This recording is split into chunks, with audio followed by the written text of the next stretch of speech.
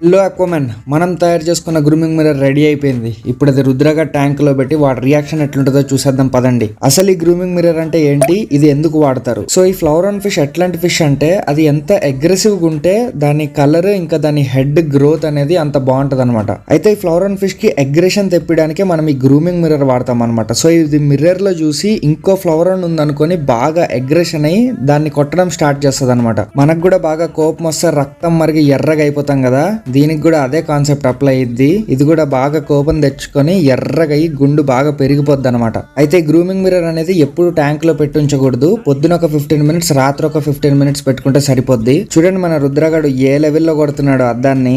ఇలా అన్న కొట్టి కొట్టి బాగా కోపం తెచ్చుకొని గుండు పెరిగితే బాగుండు. వీడికి గుండు రావాలన్న టెన్షన్ కి నాకు గుండు అయిపోయేలాగుంది. అయితే గాయస్, ఈ మిర్రర్ సైడ్ ఎడ్జెస్ కూడా స్మూత్ చేపించాను అనమాట. సో ఇప్పుడు మన రుద్రకి కోసుకోదు, మీరేం టెన్షన్ పడకండి.